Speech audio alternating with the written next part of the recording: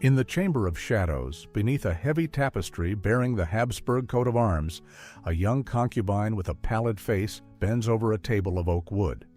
Her hand trembles as the quill dips into an inkwell of black soot, ready to sign the formula of the shadow, a document that binds the fate of every woman selected for the court in the Holy Roman Empire. The law is unrelenting. She must swear loyalty in the emperor's shadow, reciting 7 phrases from the code, or lose everything. Violation means immediate exile to the Pavilion of Oblivion, an isolated wing of the palace in Nuremberg, with no right of return. The act is sealed by the Imperial stamp, red wax, imprint of an eagle with outstretched wings, on parchment 1 foot wide and 2 long. In the court records, such a case ends with the entry, "Deceased in purification," erasing her name from the list of the living.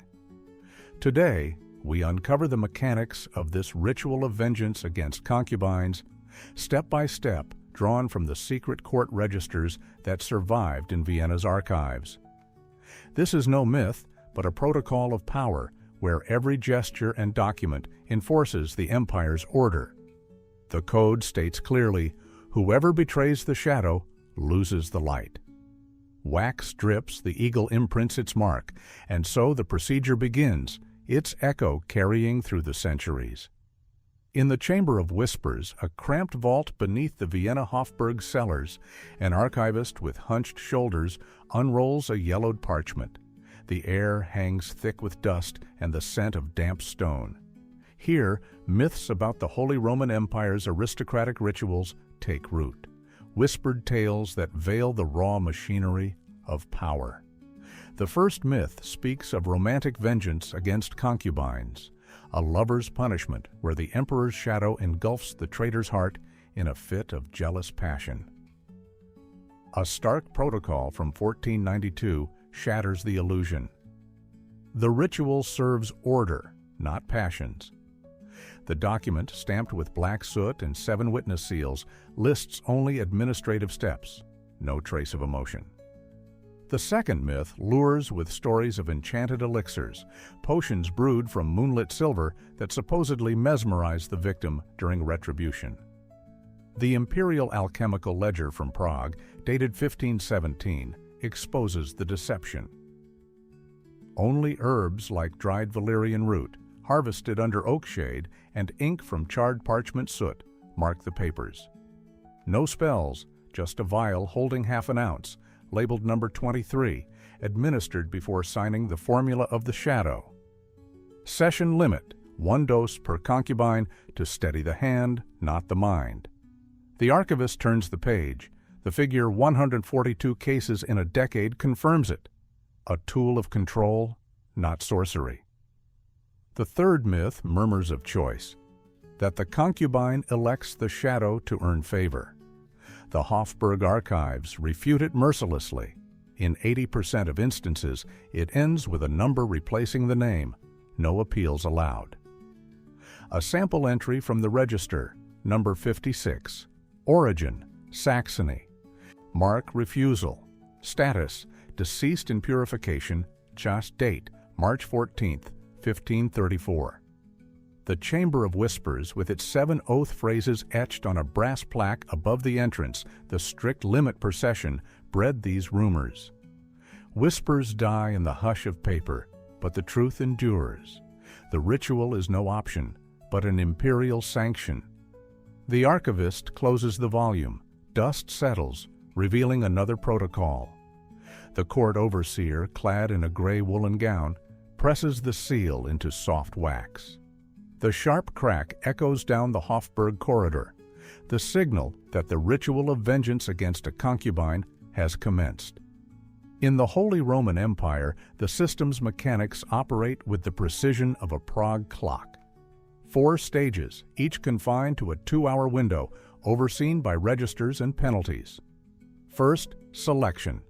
The verdict falls here at a mahogany table based on the origin ledger, number 72, origin, Bavaria, consent mark, unsigned, status, impure. Date, July 22, 1525. Refusal of the formula of the shadow incurs the sanction, an impure notation in soot ink, barring access to the court forever. The overseer logs the protocol gesture, 2 nods to the witnesses before ordering guards to escort the chosen one. Second stage, isolation. The concubine is moved to the shadow chambers, an underground hall with walls of gray stone, lit by 2 lamps fueled by whale oil. The standard inventory, a chain of 12 forged steel links, 3 feet long, attached to an iron ring in the floor. Beside it, an inspection journal bound in calfskin with fields for date, time, and demeanor notes.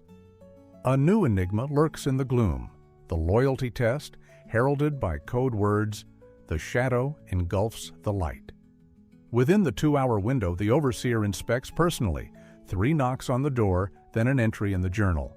No escape attempt. Pity flickers in her eyes, but the protocol allows no mercy. This is an instrument of authority, not personal retribution. Third stage, test and mark. In the Hall of Silence, floored with hemp mats, the concubine kneels before the Eagle's Vengeance amulet, a silver medallion 2 inches across, engraved with runic wings. The ritual is secured by a gesture protocol, 3 bows, each lasting 10 seconds, accompanied by the phrase, "I swear to the Emperor's shadow."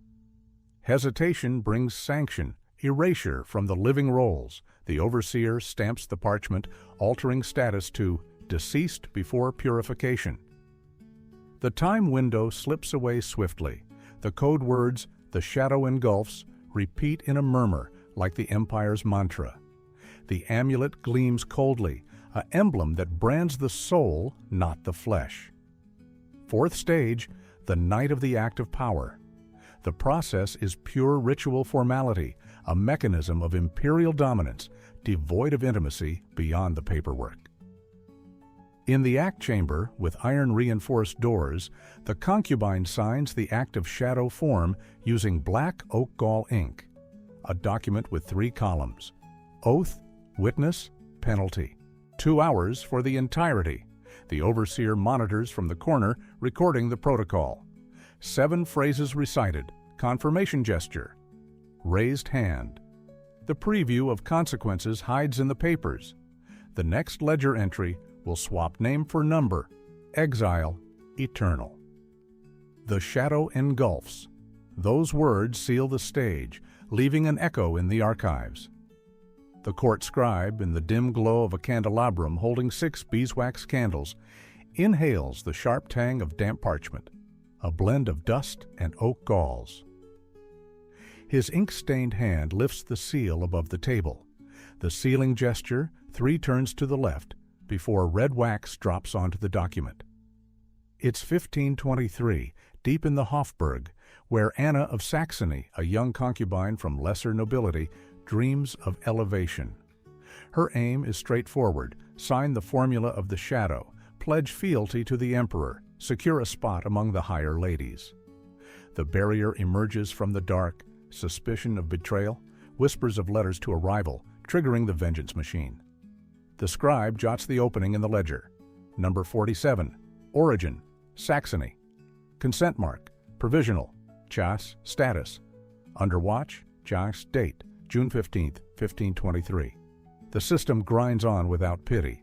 Isolation strikes at once.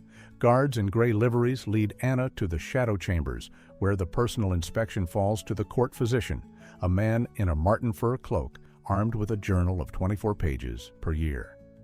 He administers the calming elixir, a vial of valerian root dissolved in wine, 1 ounce strong, to quell tremors, not resolve. 2 witnesses, the overseer and the chaplain, stand silent, their signatures in black soot ink validating the step. The ledger trace follows fast. Mark on arm, date June 15, 1523. A simple runic tattoo applied with an ivory needle, signaling the loyalty test's start. Anna kneels, recites the 7 phrases, but a falter in her voice activates the act of power stage. The form signed before those 2, with the raised hand gesture as protocol. The outcome arrives dry, like a ledger entry. Anna's status shifts to number 47, name erased, replaced by digit in the register. Exile to the Pavilion of Oblivion comes with a forged death act, deceased in purification, stamped with the eagle and date, severing ties to her lineage. The scribe shuts the journal, wiping sweat from his brow. The parchment scent thickens, and the archive holds the trace, one among hundreds, where the victim forfeits not just rank, but her very shadow. Sympathy for Anna glints in his margins, yet the protocol brooks no exceptions.